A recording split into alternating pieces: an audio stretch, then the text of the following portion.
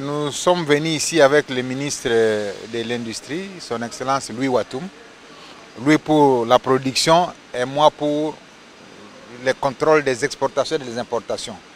Parce que le gouvernement, par ma voix, a pris quelques mesures il y a quelques temps, portant interdiction momentanée de l'importation de certains biens, notamment les boissons, les carreaux de faïence, etc.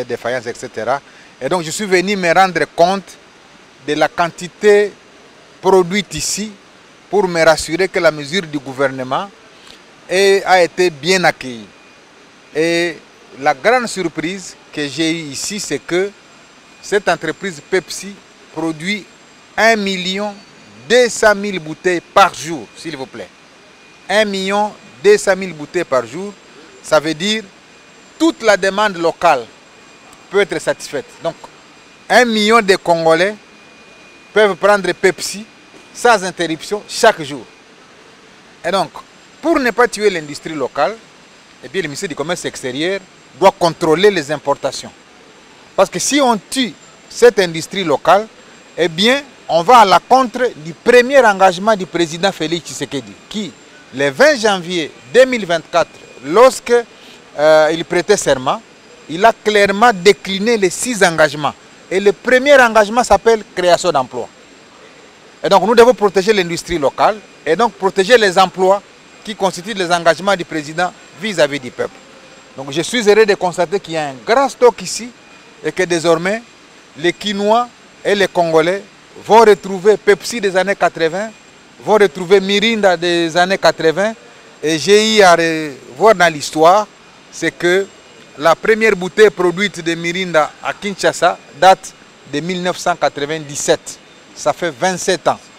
Et 27 ans après, le président Fachi ressuscite Pepsi à Kinshasa. Je crois que le peuple congolais le retiendra. Cette entreprise a été initiée il y a seulement 3 ans. J'ai à mes côtés M. Hervé Claude, qui s'est rendu dans plusieurs pays, qui a été dans les négociations pour que finalement cette entreprise puisse avoir lieu, parce qu'il était l'envoyé spécial du président Félix Tshisekedi pour ces négociations qui avaient été menées en son temps.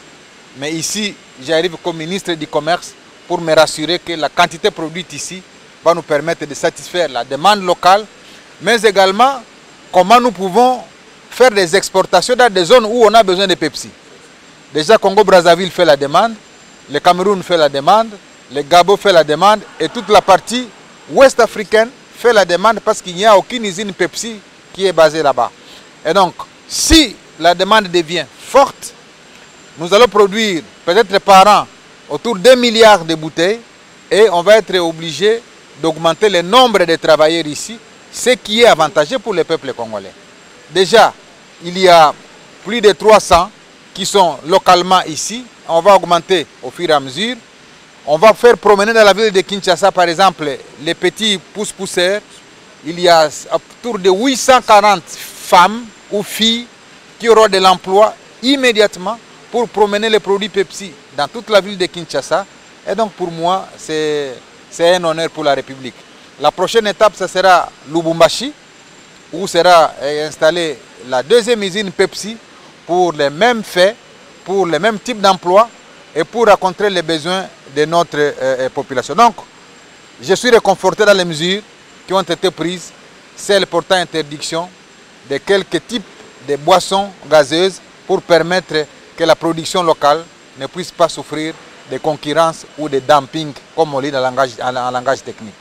Je voudrais donc féliciter les responsables de Varun Beverage qui se sont coupés en morceaux parce qu'il y a quelques temps, on passait par ici, c'était de la brousse et personne ne croyait qu'une usine comme celle-ci pouvait pousser dans cet espace. Donc bravo au manager de l'entreprise, bravo au président de la République qui a cru qu'il est possible dans ce pays de faire renaître de nouveau l'industrie congolaise comme fleuron en Afrique centrale.